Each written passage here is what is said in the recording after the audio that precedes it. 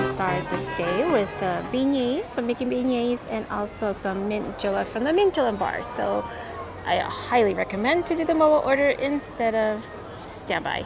Staying at her house last Well, night. the day is finally here where cast members and also Magic Key holders are able to get on the virtual queue. We'll have the opportunity to ride Tiana's Bayou Adventure. It is so amazing. Let me go ahead, and now I'm going to give you my insights of having already gone on Tiana's Bayou Adventure inside a Disneyland resort here at the Disneyland Park. So let's go ahead and give you a little breakdown without too many spoilers. And as you can see, you can still have a bunch of these walls are still up. Nothing has changed. The walls are still up all around here. I would assume that later on opening day, they might open them up, but as of now, they're still there. And there you go. We have our first view of the sign here.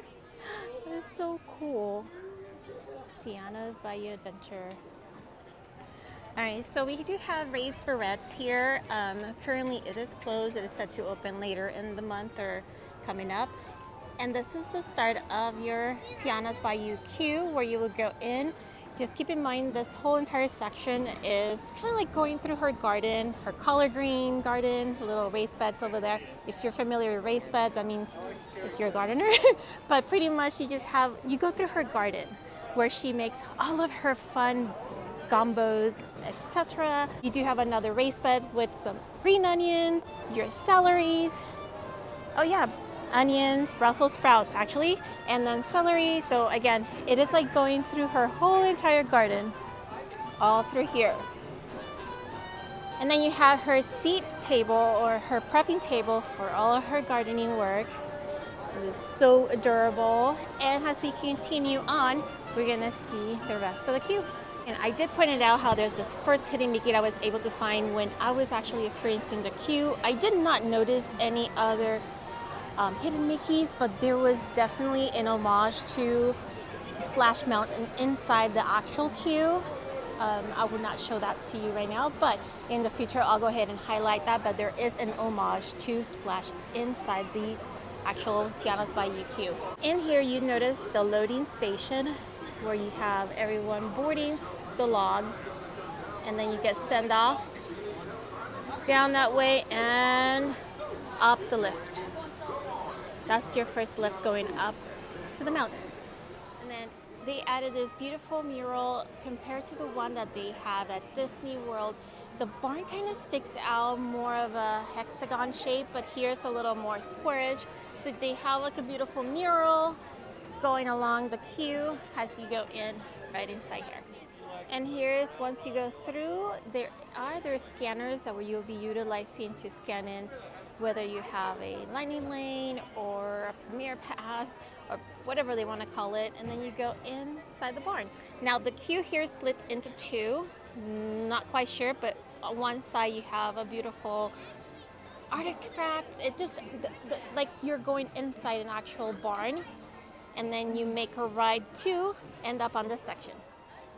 So once you exit, you go through the barn doors and you exit through here and go up the stairs to go inside. Once you're inside, you'll be going and seeing like a nice, beautiful view overlooking Winnie the Pooh section up here to go across, and now you'll be inside the actual attraction.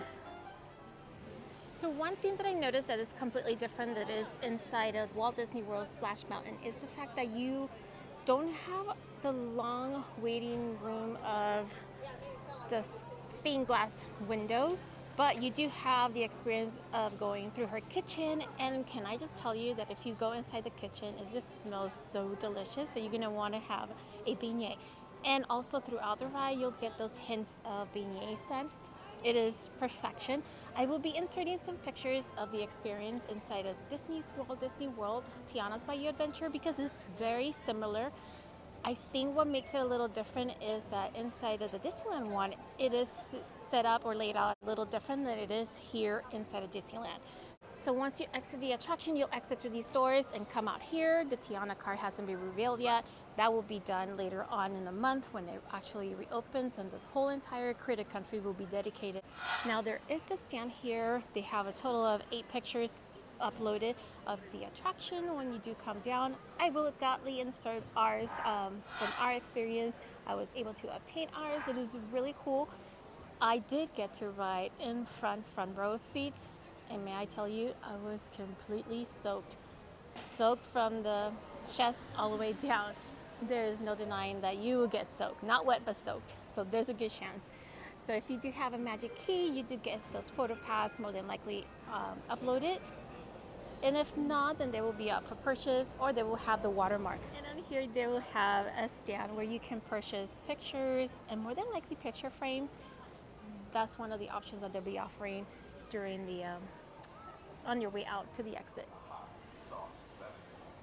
While they get ready for their final tune, be sure to grab yourself a pizza or a great treat. Now's the best time to get your job. Once again, here's Devin from the Hot Sauce 7 performing Big Cheese.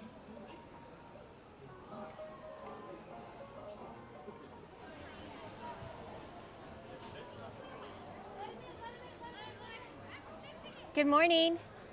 Oh, thank you. To you back.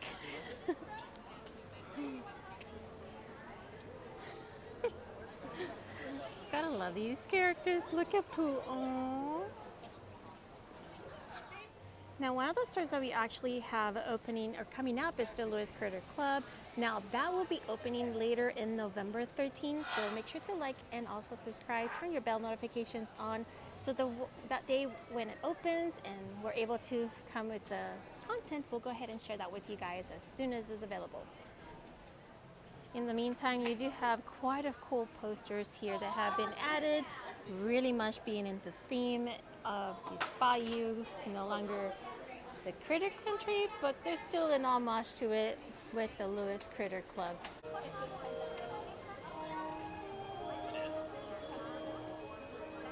We still have our food corner, which provides lots of fun treats, delicious snacks. And then we have our welcome sign to Bayou Country already installed. But again, Winnie the Pooh attraction still here, all in its glory. So once you guys go into the queue and you go inside the barn, like I mentioned, it does divide into 2 sections, and for some reason, I'm not sure if it's going to be used the left side as they usually do for, you know, Premier Pass and Lightning Lanes, or possibly DAS, who knows, but they have a separate area. They split into 2. And then on the right, that's where you'll notice a homage to Splash Mountain. And once again, once you go into the new attraction, Tiana's Bayou Adventure, I want to remind you to just don't try to compare it too much. Otherwise, like I say, like they like to say, the saying goes, comparison is the kill of joy, so you don't want to do that. But they do have that homage right there. If you notice, once you go inside the barn, to your right on the top shelves, you'll notice it there. So keep an eye on that. Then after that, you'll go through, like I mentioned, the arch outside, and I feel like it looks a lot brighter compared to Splash Mountain. If you were going to look into that, inside the queue is so much brighter as well. So you'll notice that. So once you go in and up the stairs, and you kind of go through the long hallway and oversee Winnie the Pooh attraction, and then you make a right, and that's when you start seeing Tiana's kitchen and her little setup for her beignets, and the smells delicious. And all the walls have a beautiful, just like they do at Walt Disney World, they have the whole entire awards, recipes, mom's recipes, all that stuff. They have it there. So you go through her kitchen, and then right after that, you go down the hallway. Eventually, you'll see the stained glass doors that they have at Walt Disney World. They don't have them here. It is completely wide open, and you take an aerial view down over to where they dispatch all the logs. After that, you'll be going down, like the other attraction, Splash Mountain. You'll go down the cave, and that's where you kind of have the experience of going through the mine, the salt mine. And they did have like glitter residue kind of resembling the salt. So you'll see a lot of specks of glitter all around that cave. The beautiful lanterns that go across the roof kind of simulating like you're inside now her mind. Then once you go inside, you'll be loaded onto your log. But then again, the attraction compared to Walt Disney World's POV that they show on the Disney park, identical. Nothing has changed. The tracks obviously is all the same, but nothing different compared to the one at Disney World. Nothing changed. I did experience there were some hiccups. Not gonna mention, but it's just about one of those things that you're gonna run into since it's very heavy animatronics. Lots of noise. You'll see him all throughout their attraction. And keep in mind that you're pretty much going to the attraction and you're seeking for that special spice, and you're that one special spice. So once you go in, there are 2 drops, the usual drops, and boy, can you get soaked. I was soaked from the chest down, completely soaked. I got to sit front row seat, and yeah, there is no escaping, but I didn't want to wear a poncho because obviously it's the first day back on it, and I did not want to miss on the opportunity of getting that full experience. So once you go down those first 2 drops, you do go and become a frog. Keep that in mind. You'll be, sorry, it's a wobbly table, but yes, you'll become a frog. So keep in mind, you'll be a tiny little frog once you go into the drop. I do feel the attraction is a lot more darker when you go in it, but once you go through and see Mama Otis and go up, it is quite dark and in a way mysterious like it is on the POV they share over at Walt Disney World. Identical, and you get that beautiful view overlooking, before you go on the drop, overlooking the rivers of America, and you go down the drop and that's it. It is identical, nothing different. The only difference that I was able to notice is comparing both Walt Disney World and Disneyland is that the way they set up the queue, obviously because of the formation of the queue, is completely different. I love the one that we have here. I like the fact that you go through the garden first, then to her barn. And if you notice the railing that is available on the outside, it's out of wood, like kind of like a white picket fence, but not really. It has that rustic kind of a look on it. But it's like going through her garden, seeing all of her, fruit of her labor, growing her vegetable for all of her food. And then you go inside the barn. The railing looks beautiful. It's all elegant. And then once you're inside, you're entering that mind, the mind feeling, the vibe. But yeah, that's pretty much it. I really love it. 5 out of 5 for me. I don't have any complaints, except those hiccups that you would encounter eventually because of the whole being so heavily dependent on animatronics and not so much projections, but they had those screens. So that's the only thing that I noticed that is possible that causes the attraction to kind of be a little, slowing down when processing the guests. But other than that, I loved it. The music, it's so good. You kind of feel like you just want to get up and with the tambourine start dancing, like yay. But you can't stand, you're obviously on a log, so you don't want to do that. But you just feel like you want to just dance and party. You just get that vibe. The animatronics on the last scene, amazing. You just kind of feel like, are they really kind of real? Like, it's cartoon obviously, but they look really good. The movement is amazing. So hopefully when you do get to experience Tiana's Bayou Adventure, everything goes smoothly for you. Again, like I mentioned, comparison is the kill of joy. So if you want to compare it, go right ahead, but you'll be finding not happiness throughout the process of going through the attraction. In my opinion, is looking stunning. Imagineers and everyone involved, cast members, thank you so much for everything, all the hard work you guys put in. There goes to Mark Twain doing this little loop around the rivers of America. But yes, it's an amazing experience. I hope you decide to like it. If you want to continue seeing more about the process, because remember, we do have the Jamboree barbecue opening soon. Lewis Critter shop that's opening, that's gonna be opening soon. And hopefully I can get you that POV. Again, it is identical to the POV you have seen probably in the past, so no spoilers there. It's identical. The only difference is the queue. Keep in mind, the queue is a little different, but other than that, it's identical.